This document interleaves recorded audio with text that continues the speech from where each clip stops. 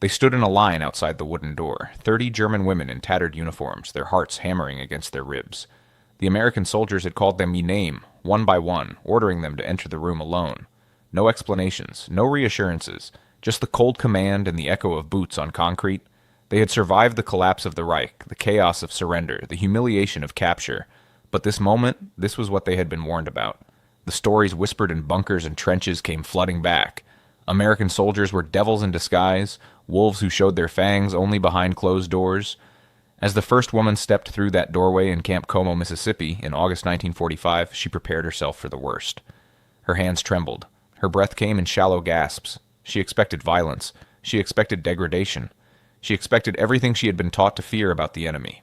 What she found instead would shatter every belief the Nazi propaganda had drilled into her mind. Before we continue with what happened in that room, if you're fascinated by untold stories from World War II, make sure to hit that like button and subscribe to our channel. These hidden moments of history deserve to be remembered, and your support helps us bring more of these incredible true stories to light. Now let's go back to where it all began. The heat of Mississippi summer hung thick and suffocating over Camp Como in August 1945. The war in Europe had ended 3 months earlier, but for hundreds of German women, their journey was far from over. They had been Helferinnen, the Women's Auxiliary of the Wehrmacht, secretaries, radio operators, nurses, and clerks who had kept the German military machine running until its final, catastrophic collapse. Now they were prisoners, herded like cattle across an ocean to a land they had been taught to hate and fear. The train that brought them from the port crawled through the American South, past cotton fields that stretched endlessly under a brutal sun, past small towns where curious faces pressed against windows to catch a glimpse of the enemy. The women stared back through the bars of their transport cars, watching a country untouched by bombs, where houses stood whole and children played in yards bursting with summer green. When the train finally shuddered to a stop at Camp Como, the women were ordered out into the blinding afternoon light. The camp spread before them, rows of wooden barracks behind tall chain-link fences topped with coils of barbed wire. Guard towers loomed at each corner, American soldiers visible inside, rifles resting casually against their shoulders. The compound was massive, orderly, and intimidating in its efficiency. The heat struck them first, a wet, crushing heat unlike anything most had known in Europe. It pressed down on their skin, made their worn uniforms stick to their backs, and turned the air itself into something they had to fight to breathe. The smell came next, a mix of dust, pine, and something cooking in the distance. Meat, they thought, though they couldn't be sure. It had been so long since they'd smelled real food. Around them, the sounds of the camp created a strange symphony. Commands shouted in English, words they couldn't quite understand but recognized as orders. The rumble of trucks moving supplies, the rhythmic thud of boots on packed dirt. Somewhere a radio played American music, the jazzy notes foreign and almost offensive to ears trained on German marching songs. The women formed ragged lines, their German military discipline still ingrained despite their disheveled appearance. Some were young, barely out of their teenage years, with hollow cheeks and eyes that had seen too much too soon. Others were older, in their 30s and 40s, women who had joined the war effort out of patriotism or necessity, and who now stood with the grim resignation of those who had lost everything. Their uniforms told the story of the Reich's collapse. Torn skirts, jackets with missing buttons, boots held together with scraps of rope. Their faces were gaunt, their hair dull and unwashed from weeks of transit. They clutched what few possessions they had, battered suitcases tied with string, bundles wrapped in cloth, photographs folded into pockets. What will they do to us? The whisper passed down the line like a current. A young woman named Greta, who had operated a radio station in Berlin, tried to keep her face blank, but her fingers wouldn't stop shaking. Beside her stood Frida, a former nurse who had tended to wounded soldiers in field hospitals. She was older, maybe 35, and she had seen enough of war to know that surrendering to the enemy was often worse than fighting them. "Remember what we were told," someone muttered behind them. "The Americans show no mercy to women. They are worse than the Russians." The propaganda had been relentless in its final months. As the Reich crumbled, the warnings had grown more desperate. American soldiers were barbarians beneath their polished uniforms. They would humiliate captured women, use them for sport, discard them like trash. It was better to die fighting than to fall into their hands. Now, standing in the Mississippi heat, those warnings echoed in every woman's mind. American soldiers moved among them, checking clipboards, shouting names and numbers. Most of the guards were young, not much older than the women themselves. Some glanced at the prisoners with curiosity, others with barely concealed disgust. A few seemed uncomfortable, as if they too were unsure what to do with an entire camp full of women who had served the enemy. "Forward!" The command came in accented German. The women shuffled toward the camp gates, their legs stiff from days of travel. As they passed through the entrance, Greta noticed the sign posted above, "Prisoner of War Camp Como, U.S. Army." The words should have been reassuring. Prisoner of war meant protection under the Geneva Convention. But words meant nothing when you had been told your entire life that the enemy honored no laws, respected no rules. The gates closed behind them with a metallic clang that made more than one woman flinch. They were processed through the administration building first. Names recorded, possessions cataloged, identification tags issued. The American officers were efficient, almost mechanical in their documentation. No one spoke except to give orders or ask questions. The women answered in halting English or German, depending on whether the translator was available. Then came the announcement that made every heart stop. You will proceed to delousing, one at a time. An officer will escort you to the sanitation facility. Delousing. Sanitation facility. The word sounded clinical, but the women knew better. They had heard stories of what happened in rooms where prisoners were taken for processing. The Nazis themselves had used such euphemisms for their darkest work. One by one, names were called. Greta heard hers and felt her stomach drop. A young American soldier, barely 20, gestured for her to follow. She looked back at Frida, who stood frozen in line, her face pale beneath her sunburn. "I'll be right back," Greta said, though she didn't believe it herself. She followed the soldier down a concrete corridor. Her footsteps echoed. Her hands clasped in front of her were slick with sweat. This is it, she thought. This is where they separate us, where the worst begins. The soldier stopped at a door and pulled it open. Wait. The fear was overwhelming now. Every muscle in Greta's body screamed at her to run, to fight, to do anything but step through that door. But there was nowhere to go, no escape from this moment. She took a breath, closed her eyes, and walked forward into the unknown. The room was smaller than Greta had imagined, lit by harsh fluorescent bulbs that flickered slightly and cast everything in a cold, white light. But it wasn't empty, and it wasn't what she had feared. 3 American women stood waiting inside, 2 wearing nurses' uniforms with crisp white caps, and 1 in the plain clothes of a civilian aid worker. They looked up as Greta entered, and the youngest one smiled. Smiled. Greta froze in the doorway, her mind unable to process what she was seeing. You women. They had sent women. "Come in, honey," the civilian said in English, her voice warm despite the language barrier. She gestured to a chair. "It's okay. We're here to help." The translator, an older German-American woman who had been standing quietly in the corner, stepped forward. "They're going to examine you for lice and disease," she explained in German. "It's required for all new prisoners. They're not going to hurt you." Greta stood paralyzed, still waiting for the trap to spring, but the nurse simply pulled on rubber gloves and approached with a gentleness that seemed impossible. "Your name?" she asked through the translator. Greta Schiller." "Hello, Greta. I'm Nurse Patterson. We're going to check your hair and skin, and then you'll get a shower. A hot shower, if you'd like." A hot shower. The word sounded like a fantasy, something from a life Greta had forgotten existed. She hadn't had hot water in 6 months, not since Berlin's utilities had failed during the final Soviet assault. The examination was thorough but clinical. The nurses checked her hair for lice, looked at her skin for rashes and infection, examined her teeth and throat. They worked with practiced efficiency, explaining each step through the translator. When they found lice, which they did, as they did with almost all the women, the nurse's expression was sympathetic rather than disgusted. "It's okay," she said. "We have treatment for that." Treatment, not punishment, not humiliation, treatment. Greta was handed a bar of soap, real soap, white and clean and smelling faintly of lavender. She stared at it in her palm, almost too precious to use. In Germany, soap had become worth more than money. People traded family heirlooms for a single bar, and here the enemy was handing it to her as casually as a piece of paper. "The showers are through there," Nurse Patterson said, pointing to another door. "Take your time. There are clean clothes waiting when you're done." Greta walked to the shower room in a daze. It was a large tiled space with multiple shower heads along one wall. She undressed, folding her filthy uniform carefully despite its condition. It was still all she had. Then she turned on the water. Hot water poured down, and for a moment Greta couldn't move. She just stood there as months of grime, sweat, fear, and exhaustion washed away down the drain. The soap lathered in her hands, real lather, not the chemical substitute they'd had in Germany. She scrubbed. Her hair, her skin, her fingernails, scrubbing away layers of war. And then unexpectedly she began to cry. They were supposed to be monsters. The Americans were supposed to brutalize her, degrade her, break her. Instead they had given her hot water and soap and kindness, and somehow that was worse. The confusion, the relief, the guilt of feeling relief, it all crashed over her at once.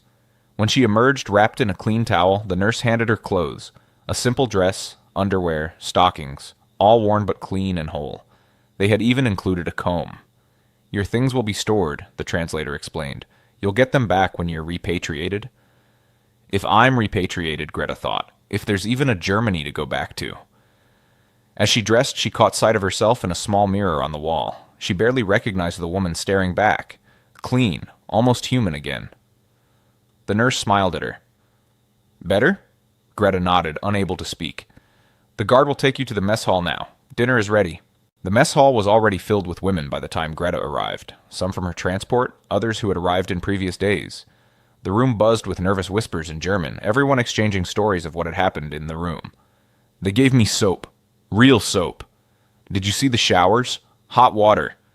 The nurses were kind. I don't understand. Greta found Frida at a long wooden table, her wet hair hanging in dark ropes around her face. The older woman looked different clean, younger somehow, less severe. She grabbed Greta's hand as she sat down. You're all right? Yes, I'm all right. Before either could say more, American soldiers began bringing out food on large metal trays. The women watched in stunned silence as plate after plate was set on the tables. There was meat, actual meat, not the mystery protein they'd been fed in Germany's final days. Potatoes, not the rotted ones they'd learned to stomach, but real potatoes, boiled and golden with butter melting on top. Green beans, fresh bread, white bread, soft and warm, and then impossibly there was fruit. Peaches, sliced and glistening with juice. The women stared at the food as if it might disappear if they blinked. Go ahead, a guard said in German. Eat. No one moved. It had to be a trick. This much food given freely to prisoners, it violated everything they had been told about American cruelty. Finally, an older woman, one who had arrived days earlier, reached for a piece of bread. She tore off a chunk and put it in her mouth. Everyone watched her chew, swallow, waiting for something. Poison? Mockery? But the woman just smiled, tears streaming down her weathered face. It's real, she whispered. God help us, it's real. That broke the dam. Hands reached for plates, for spoons, for food. Some women ate slowly, savoring each bite as if it were their last. Others devoured everything within reach, their bodies overriding years of civilized behavior in desperate hunger. Greta picked up her fork and cut into the meat. The knife slid through easily. It was tender, cooked properly, seasoned with salt and pepper. She put it in her mouth and had to close her eyes against the overwhelming flavor. How long had it been? 6 months? A year? She couldn't remember the last time she'd had meat that wasn't dried or diseased or barely edible. The potatoes were creamy, rich with butter. The bread was soft enough to dissolve on her tongue. The green beans had flavor, not the bitter, stringy vegetables they'd choked down in Berlin. Around her, women wept openly as they ate. Some laughed, high and hysterical with relief. Others ate in grim silence as if this meal might be their last. Frida ate methodically, tears running unchecked down her face, but she didn't stop chewing. My children, she whispered between bites. My children in Hamburg. They haven't had meat in a year. And I sit here, a prisoner, eating like a queen. The guilt was a physical thing, sitting, in Greta's stomach alongside the food. Her mother was still in Berlin, or had been the last time Greta got a letter through. What was she eating tonight? Bread made from sawdust? Soup made from weeds? Why? Greta whispered. Why are they doing this? An American soldier passing by heard the question and paused. He was young, with kind eyes and a scar across his cheek. Through a translator, he said simply, Geneva Convention. You're prisoners of war. We have to treat you according to the rules. Rules. The Nazis had made mockery of rules, had rewritten them to suit their purposes, had violated every international law without hesitation. And now here was the enemy, the supposedly barbaric Americans, following rules even when no one would know or care if they didn't. It made no sense. It went against everything they had been taught. And yet here they sat, prisoners of war, eating better than most Germans had eaten in years. As the meal continued, some women began to talk, carefully at first, then with more freedom. They shared where they had served, what they had done, how they had ended up here. Almost all had the same story. They had believed in the Reich, or at least in Germany. They had done their duty as women were expected to do. And then everything had collapsed, and they had been swept up in the chaos of defeat. What happens now? Someone asked. No one had an answer.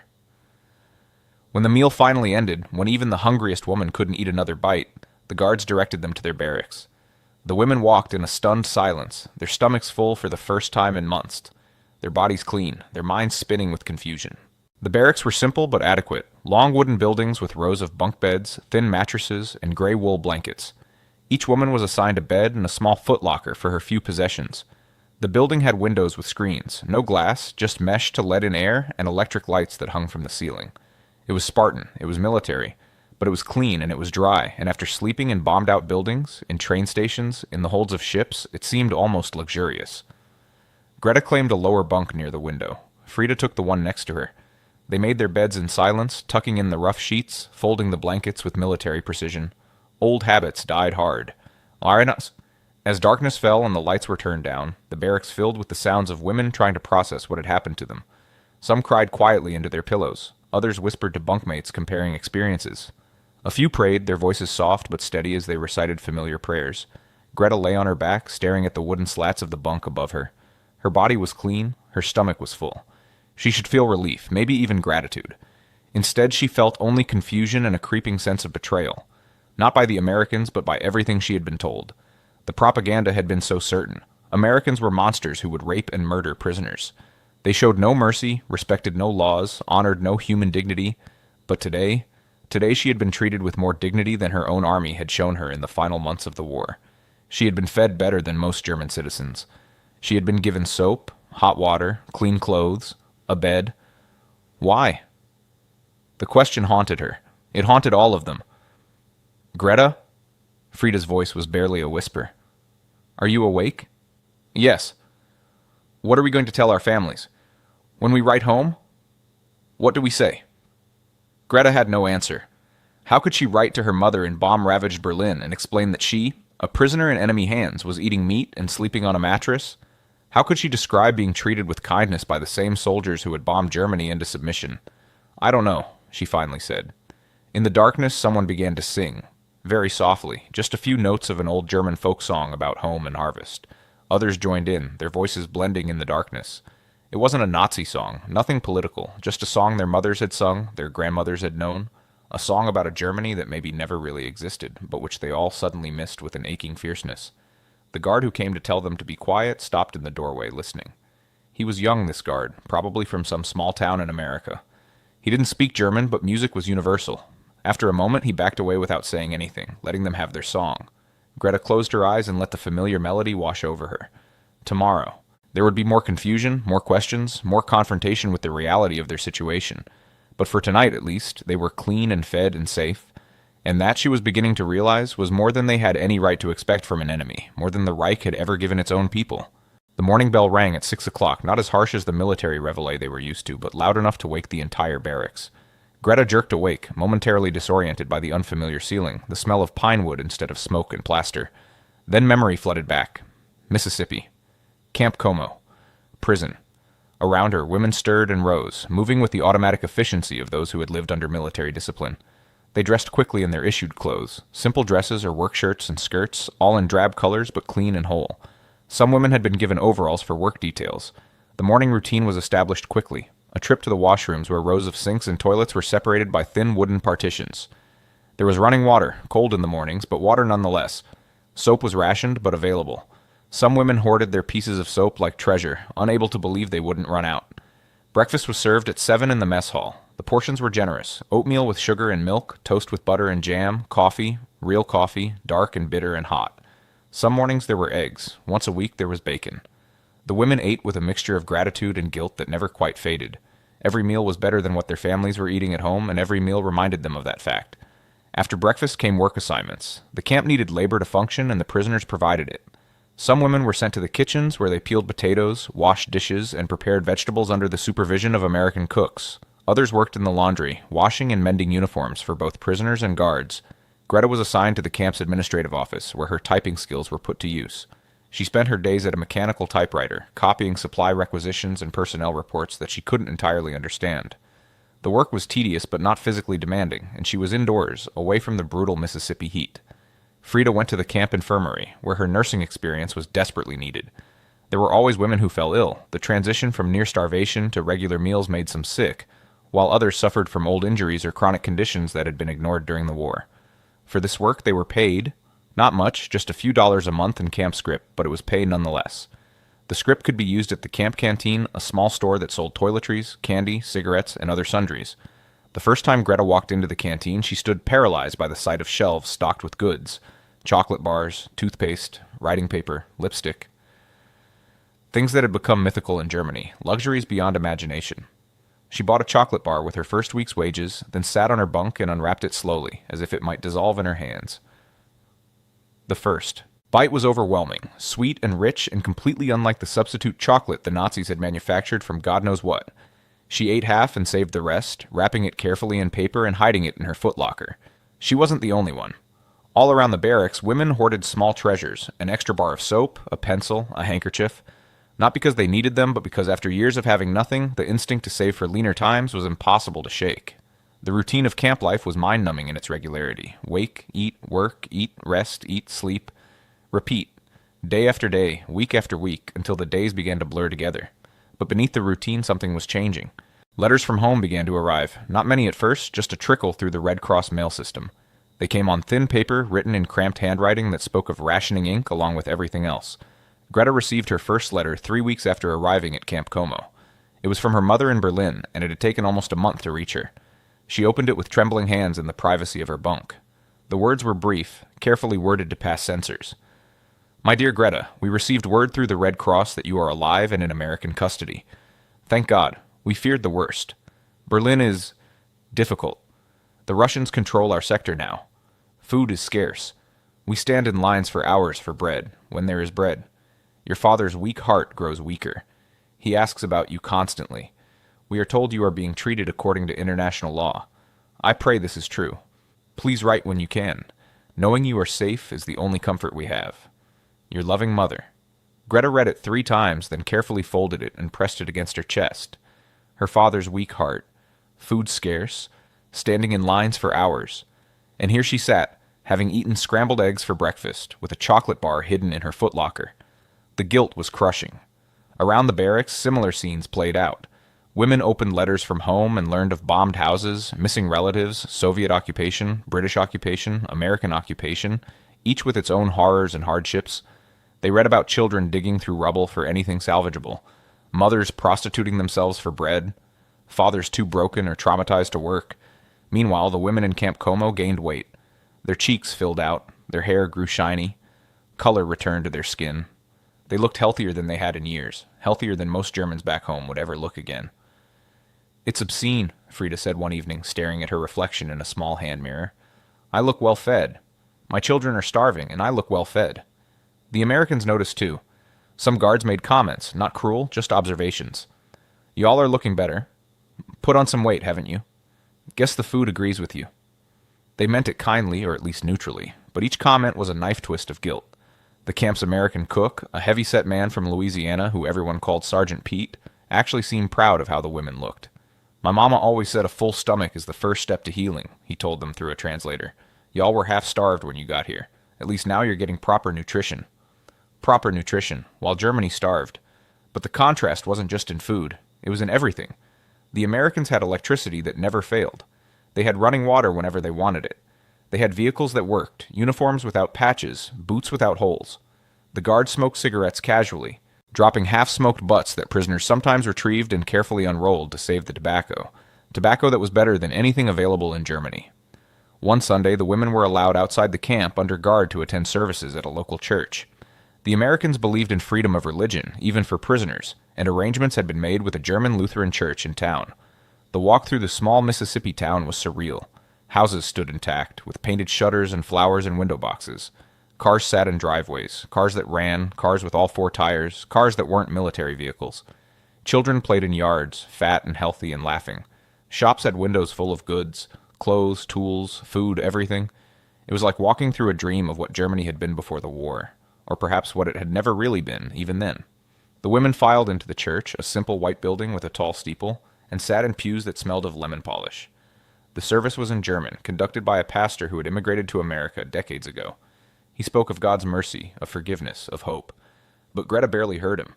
She was staring at the stained glass windows, all intact, unmarked by shrapnel or blast damage. She was thinking of the churches in Berlin, most now rubble, others with walls standing but roofs gone, open to the sky. After the service, some of the local Germans approached the prisoners, tentatively, unsure of protocol. An elderly woman pressed a homemade cookie into Greta's hand. For strength, she said in German. God bless you. The kindness was unbearable. Greta mumbled thanks and clutched the cookie all the way back to camp, unable to eat it, unable to throw it away. That night in the barracks, the conversation was subdued. They have everything, someone said. The Americans have everything, and we destroyed ourselves for nothing. Don't say that, another woman snapped. We were fighting for Germany. Were we? Or were we fighting for Hitler while Germany died? The question hung in the air, dangerous and unthinkable. But once spoken, it couldn't be taken back. Not all the guards were kind, but most were professional, and a surprising number were unexpectedly human. There was Sergeant Williams, a black soldier from Georgia who supervised the laundry detail. He was firm but fair, and he had a habit of humming while he worked, deep, soulful melodies that filled the steamy laundry room. One day, one of the younger German women started humming along. Sergeant Williams looked up, surprised, then smiled and nodded. From then on, the laundry room often filled with impromptu harmonies, American blues and German folk songs, blending in strange but beautiful ways. There was Private Kowalski, barely 20, who had lost a brother in France. He didn't talk to the prisoners much, but sometimes he left his newspaper behind where they could find it, knowing some of them were desperate for news about Germany. It was a small kindness, but it meant everything. There was Captain Morrison, the camp commander, who was strict about rules, but never cruel. When a woman fell seriously ill and needed hospital care, he arranged transport and made sure she received treatment at a civilian hospital, even though it would have been easier to handle it at the camp infirmary. "She's a prisoner, not an animal," he told his staff. "She gets proper medical care." But the moment that changed Greta's understanding forever happened on an ordinary Tuesday afternoon. She was leaving the administrative office, arms full of papers to file, when she collided with Lieutenant Anderson, the young officer who oversaw the clerical staff. Papers flew everywhere, scattering across the floor. "Oh God, I'm so sorry!" Greta dropped to her knees immediately, scrambling to gather them. "I'm so sorry, sir. I wasn't watching." Hey, it's okay." Lieutenant Anderson knelt too, helping collect the scattered pages. "It was my fault. I was walking too fast." They both reached for the same paper at the same time, and their hands touched briefly. Greta jerked back as if burned, her heart racing. She had been trained, everyone had been trained, never to touch an American soldier, never to give them any excuse. But Lieutenant Anderson just smiled, a kind, tired smile that made him look younger than his uniform suggested. "No harm done, see?" He handed her the stack of papers he'd collected. "You're Greta, right? The one who types so fast?" "Yes, sir." She kept her eyes down. "You're doing good work, really. We've needed someone who can type properly. Half my staff can barely manage two-finger pecking." He paused, then added, "Your English is improving too, I've noticed." "Thank you, sir." He seemed about to say something else, then thought better of it. "Well, carry on." That night, Greta lay awake thinking about that brief interaction. Lieutenant Anderson had apologized to her. He had thanked her for her work. He had spoken to her like a person. Not a prisoner, not an enemy, not a thing to be managed, but a person. It was such a small moment, meaningless in the grand scheme of the war, but it shook something loose in Greta's carefully constructed worldview. If the Americans were monsters, they were very bad at it. Similar moments accumulated for all the women. A guard who said good morning instead of barking orders. A cook who remembered someone didn't like eggs and offered toast instead. A nurse who sat with a homesick prisoner until she stopped crying. These weren't the actions of barbarians. These were the actions of ordinary people doing their jobs with basic human decency. And that somehow was the most devastating revelation of all. Because if the Americans weren't monsters, if they were just people following rules and trying to do the right thing, then what did that make the Germans who had called them monsters? What did it make the leaders who had sent millions to die fighting against them? What did it make the women who had believed those leaders? The questions had no good answers. So they buried them, pushed them down, tried to focus on getting through each day. But the questions remained, growing like roots beneath soil, impossible to uproot once planted. The contradiction gnawed at them. Every meal, every kindness, every moment of unexpected humanity from their captors was proof that everything they had been told was a lie. And if that was a lie, what else had been? The camp had a small library, really just a room with shelves holding donated books, mostly in English but with a growing German section. Greta started visiting it during her free time, partly to practice reading English, partly to escape her own thoughts. One afternoon she found a book that had been translated, The American Constitution.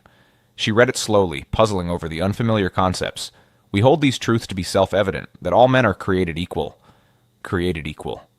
The idea was so foreign to everything she had been taught. Under the Nazi ideology, people were decidedly not equal. There were Aryans and Untermensch, superior and inferior races, those who deserved to live and those who deserved to die.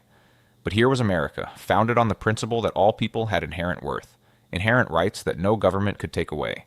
She thought about the black soldiers like Sergeant Williams, who served in segregated units but still served. America didn't live up to its own ideals. That much was obvious. But at least the ideals existed, written down, enshrined in law. At least there was something to strive toward. What ideals had the Nazis given them? Loyalty, obedience, purity, strength, all abstract concepts that could be twisted to justify anything and had been twisted to justify everything, from war to genocide. Greta closed the book carefully, her hands trembling slightly. These were dangerous thoughts. Even here, even as a prisoner, the old instincts remained. Don't question, don't think too deeply, don't stray from the party line. But the questions came anyway, relentless and unbidden. She started keeping a diary, just a small notebook she bought from the canteen with her script. She wrote at night after lights out, by the dim glow of moonlight through the window. August 30th, 1945. We have been here 3 weeks. I have gained 7 pounds. Mother's letter says they are eating potato peelings and calling it soup. How can I justify this? How can I live with this? September 5th, 1945. Lieutenant Anderson asked if I would teach him some German. He wants to learn. He says he might be stationed in Germany after the war and should know the language. He asked as if it was a favor, not an order. I don't understand these Americans. September 12th, 1945.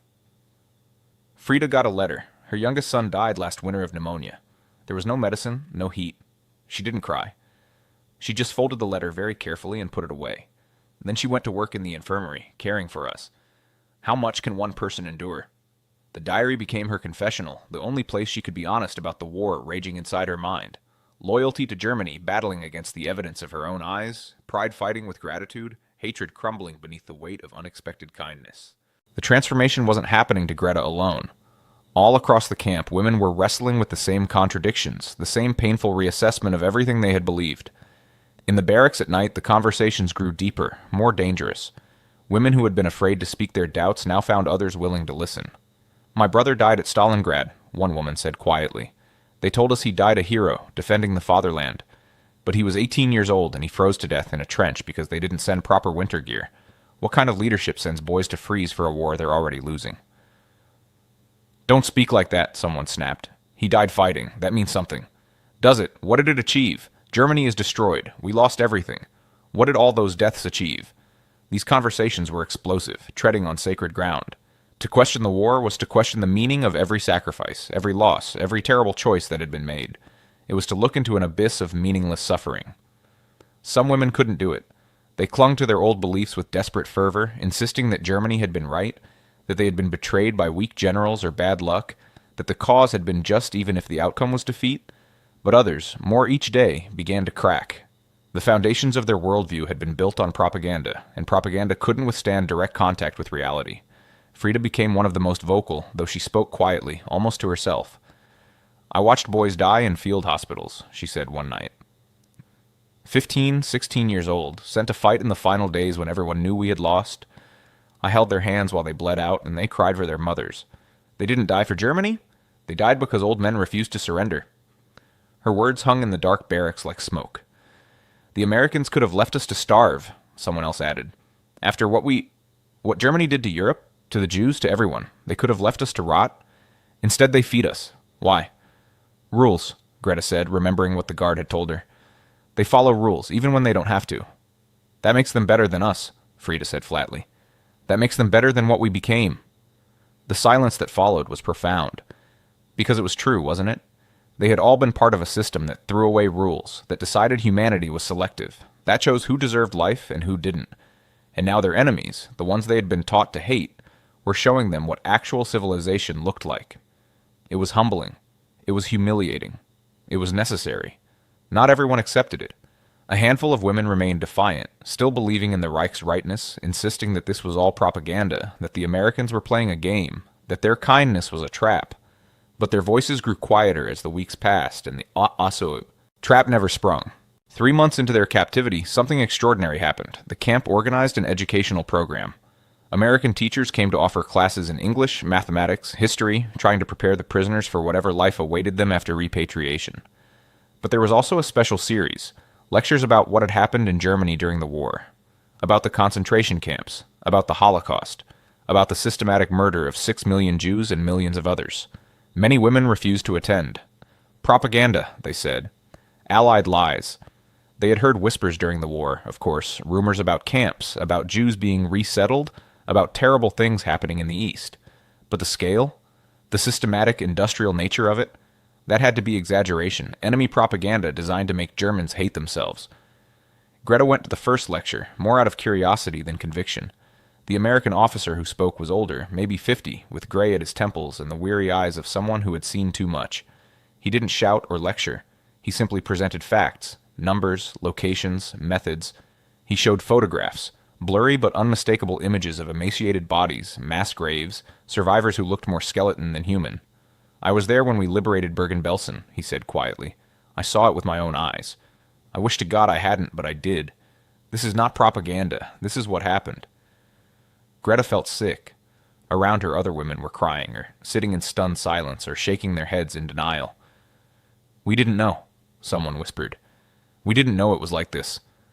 But they had known something, hadn't they? They had known Jews were being taken away. They had known political prisoners disappeared. They had known that asking questions was dangerous. They had known, and they had chosen not to look too closely, not to ask too many questions. That night, Greta wrote in her diary, "What have we done? What have we been part of? I keep thinking about the Jewish families in our neighborhood in Berlin. One day they were there, the next day gone. We were told they were being resettled. Resettled. Such a clean word for such horror." The next lecture was worse. This one included testimony from survivors, from Allied soldiers who had liberated the camps, from German civilians who had lived near the camps and claimed not to know what was happening despite the smoke from the crematoria, despite the trains that arrived full and left empty. Frida attended this one, and afterward she went to the infirmary and locked herself in a storage closet for an hour. When she emerged, her eyes were red but dry. She said nothing, but everyone understood. Her son had died of pneumonia, while Germany had spent its resources on death camps. The obscenity of it was overwhelming. How could we not see? Someone asked that night. How could we all be so blind?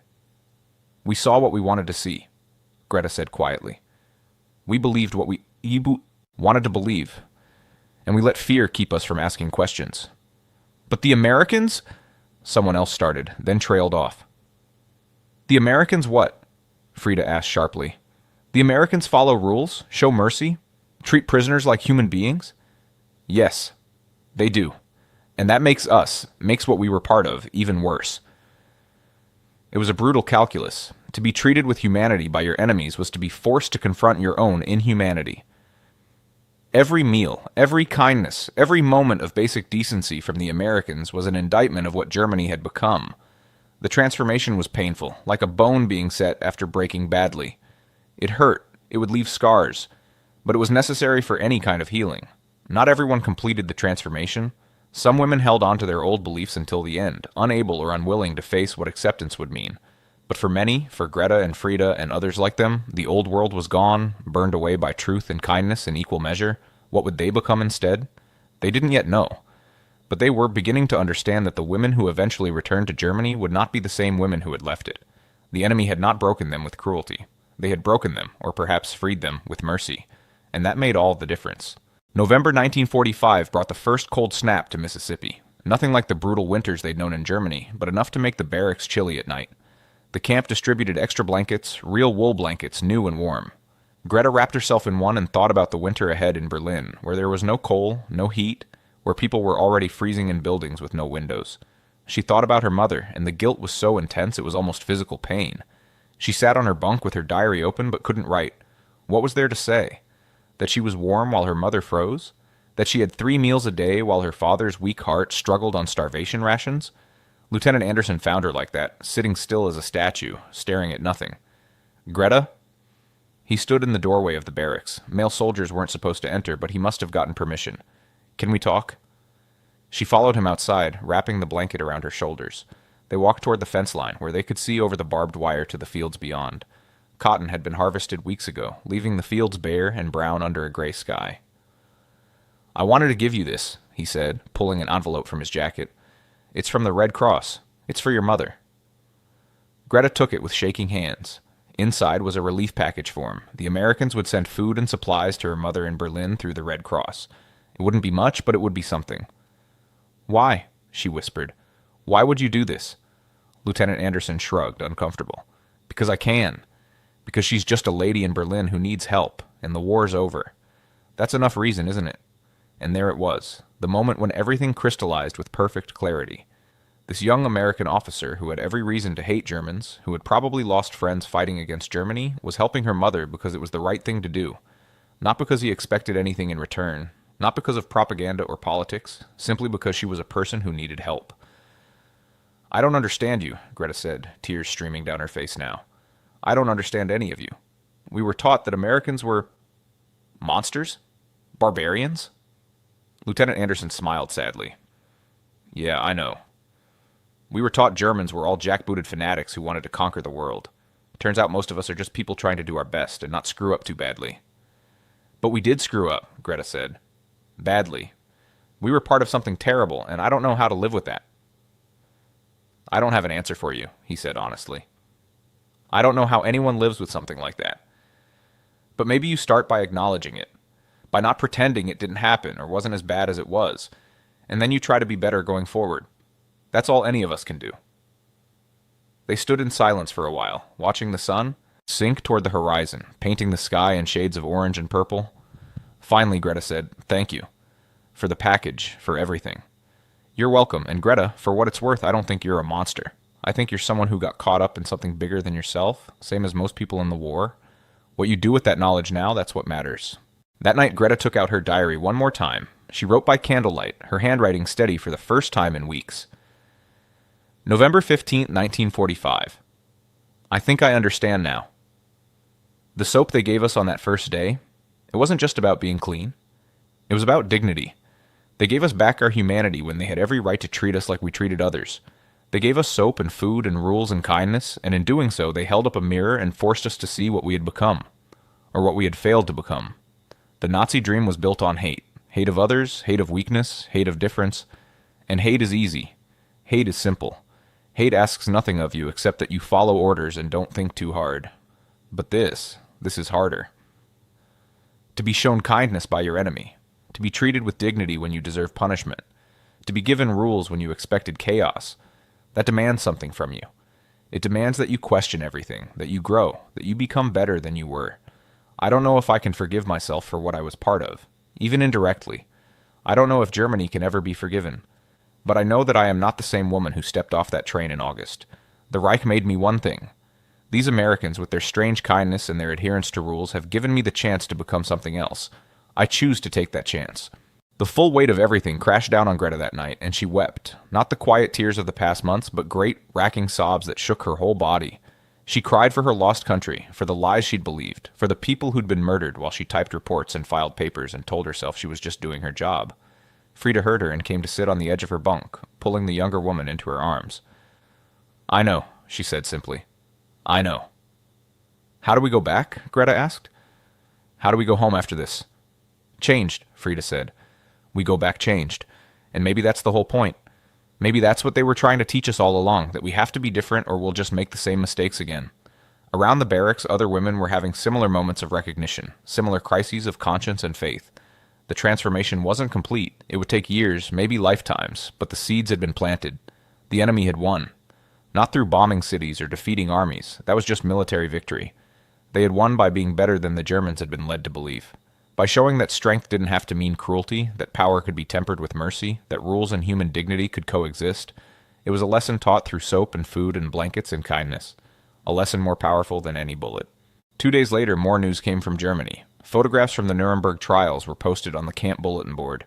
Nazi leaders in the dock, facing justice for their crimes. Goering, Hess, Ribbentrop, the men who had led Germany to ruin, now reduced to defendants in a courtroom. Many women couldn't look. But Greta forced herself to study each photograph. These were the men they had followed, the men they had trusted with their country's future. And look what they had done with that trust. "They lied to us," she said to no one in particular. "About everything." "Yes," said an older woman standing beside her, one of the holdouts who had insisted the Americans were wrong, that Germany had been right. She looked at the photographs with dead eyes. "They did, and we believed them." It wasn't quite an apology, it wasn't quite acceptance, but it was a crack in the armor, and cracks were how the light got in.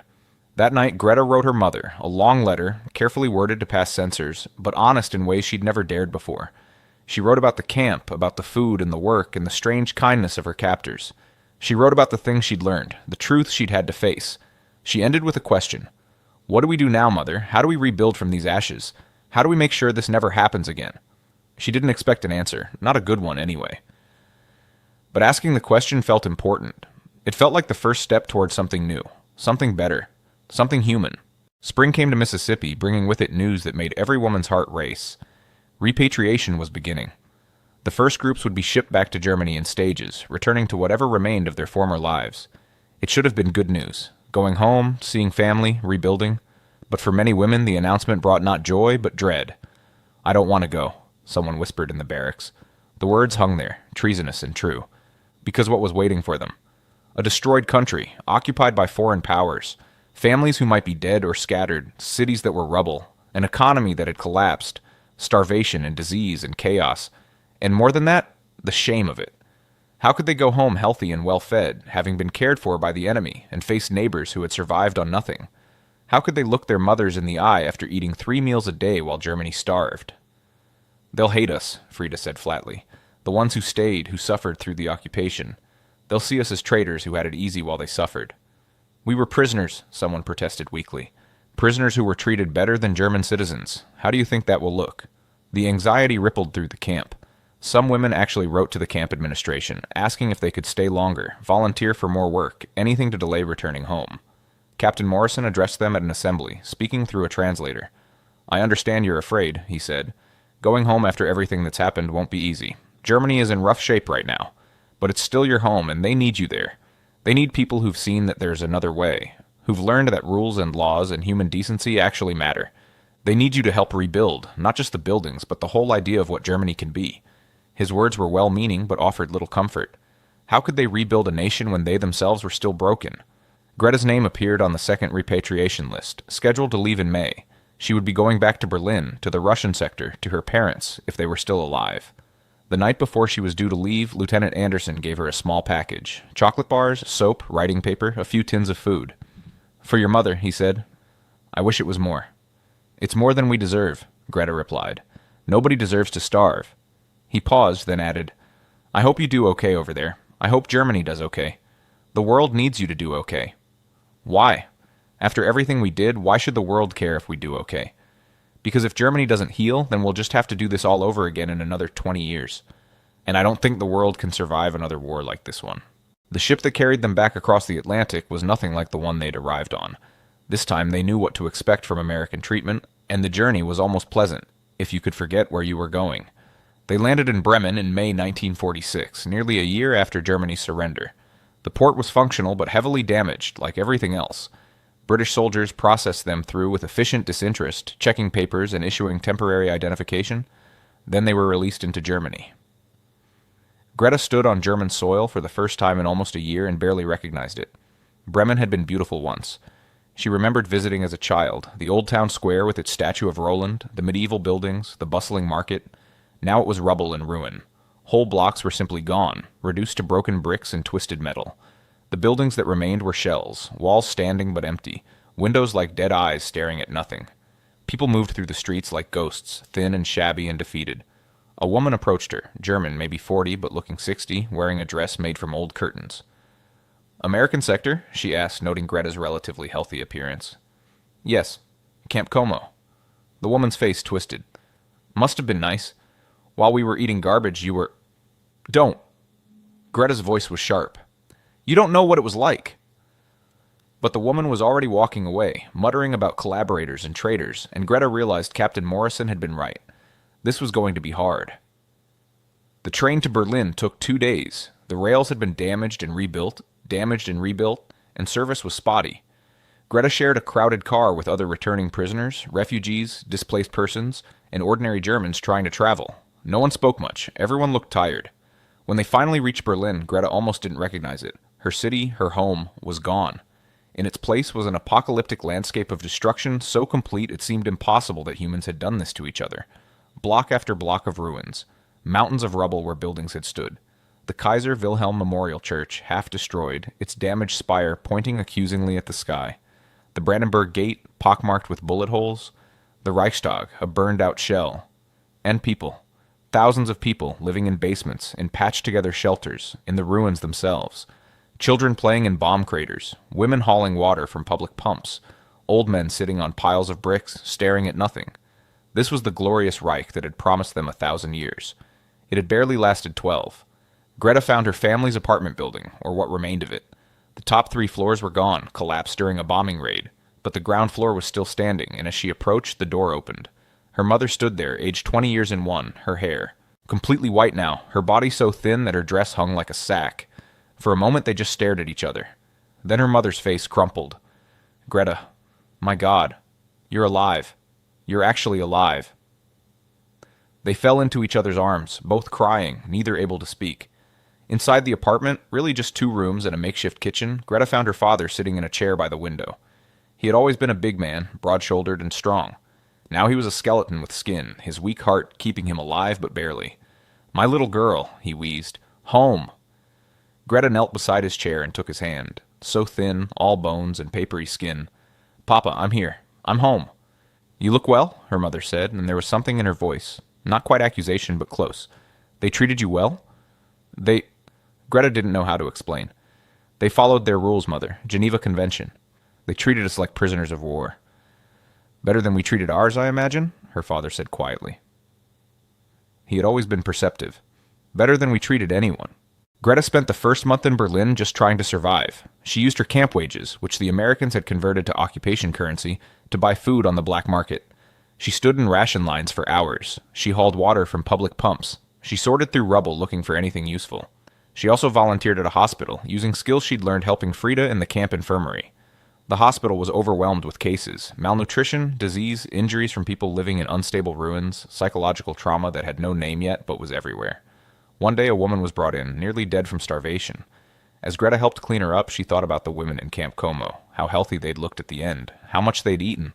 The nurse working beside her, a German woman who'd survived the whole war in Berlin, muttered, "You were in an American POW camp, weren't you?" "Yes." "Must have been nice." Greta looked at the dying woman on the table, then at the nurse's resentful face. "You know what the hardest part was?" she said quietly. "It was being treated with dignity by the people we'd been taught were monsters. It was eating 3 meals a day while learning what had really been done in Germany's name. It was having to admit that our enemies were better than we were, in all the ways that mattered." The nurse said nothing, but her expression softened slightly. In the years that followed, Greta rebuilt her life in small, painful increments. She got a job as a translator for the American occupation forces.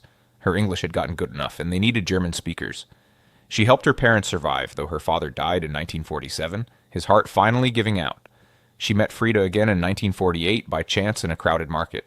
They embraced like sisters. "Did you ever think you'd miss it?" Frida asked. "The camp?" Greta knew what she meant, not the imprisonment itself, but the strange safety of it, the regular meals, the absence of immediate danger. "Sometimes." "Is that terrible?" "No, it's honest." They kept in touch after that, 2 women who shared an experience that few others could understand. In 1949, as Germany split into East and West, Greta moved to the Western Zone. She couldn't bear living under Soviet occupation, which had its own horrors. She eventually remarried, had children, built a new life, but she never forgot Camp Como. Never forgot Lieutenant Anderson's kindness, or Sergeant Pete's cooking, or the soap that first day. That impossible, wonderful soap that had made her feel human again. Years later, in the 1960s, her daughter asked her about the war. What had it been like? What had she done? Greta had been dreading this conversation, but she forced herself to be honest. "I served in the Wehrmacht auxiliary," she said. "I typed reports and filed papers and told myself I was just doing my job. I believed what I was told, and I didn't ask questions I should have asked. And when it all collapsed, I was captured and sent to an American POW camp in Mississippi." "Was it awful?" "No." Greta shook her head. "That was the problem. They treated us well. Better than we deserved. They fed us, gave us soap and blankets and kindness, and in doing that, they taught us something we should have known all along." "What was that?" "That being powerful doesn't mean being cruel. That following rules actually matters. That every person has dignity, even your enemy. Especially your enemy." She paused. "The Nazis taught us to hate. The Americans taught us we didn't have to." Her daughter thought about this. "Do you think Germany learned that lesson?" "Some of us did," Greta said carefully. "Not all, maybe not enough, but some. And maybe that's how you change a country, one person at a time, one moment of choice at a time." In the 1970s, Greta went back to America as a tourist. She visited Mississippi, though Camp Como was long gone, turned back into farmland. She stood where the barracks had been and remembered that first night, lying awake in a clean bed, trying to understand how she had ended up being treated well by people she'd been taught to fear. An elderly black man working a nearby field noticed her standing there. "You look at that spot like it means something," he said. "It does. I was held there during the war. I was a German prisoner." His eyebrows rose. "That so?" "Must have been something." "It was everything," Greta said. "It changed my life." He nodded slowly. "Lots of places like that. Places where history happened, and now there are just fields again. But the people who were there, they remember." "Yes," Greta said softly. "We remember." And so the soap became more than soap. The meals became more than food. The blankets became more than warmth. They became proof that even in the darkest period of human history, mercy could exist, that power could be tempered with compassion, that enemies could treat each other with dignity. For those German women who passed through camps like Como, the experience was a crucible. They entered as believers in a fallen ideology, shaped by propaganda and fear. They left changed, forced to confront uncomfortable truths about their nation, their leaders, and themselves. The Americans in those camps, soldiers, nurses, cooks, administrators, probably never fully understood the impact they had. They were just following orders, doing their jobs, trying to act decently. But in doing so, they planted seeds that would grow into something larger. The recognition that there was another way to live, another way to govern, another way to treat people. Germany would spend decades reckoning with its past, building new institutions, creating new laws, trying to ensure that what happened could never happen again. Not all of that work succeeded. Not everyone learned the lessons. But some did. And those lessons often trace back to small moments of unexpected humanity during the occupation.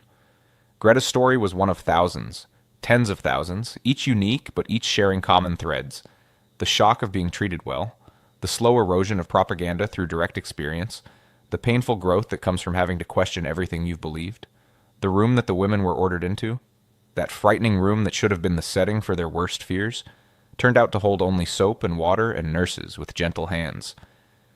And that single, small mercy opened a door to transformation. It's easy to break people with cruelty. History is full of examples. What's harder, what's more powerful, is breaking through hatred with kindness, through propaganda with truth, through fear with human decency. The women of Camp Como learned that lesson, and in learning it, they carried it home to a country that desperately needed to hear it. As Greta told her daughter, decades after it happened, "The enemy gave us rules when we expected chaos, soap when we expected cruelty, dignity when we deserved punishment, and in doing so, they gave us something more valuable than any of those things. They gave us the chance to become better than we were. That chance, the chance to grow, to change, to become something better than your worst moment, is perhaps the most powerful gift one human can give another." These stories from World War II, buried in archives and fading memories, still speak to us today. They remind us that how we treat others, especially those we have power over, especially those who have wronged us, defines who we are far more than our victories or our strength. If this story moved you, if it made you think about the power of dignity and the strength required for mercy, please hit that like button and subscribe to our channel. We bring you these hidden histories, these forgotten moments that shaped our world, because we believe they still have lessons to teach us. Share this story with others who appreciate the complexity of history, who understand that the past isn't just about heroes and villains, but about ordinary people making choices, some terrible, some transformative. Thank you for watching, and remember, the hardest battles are often fought not with weapons, but with choices about the kind of people we want to be. Until next time.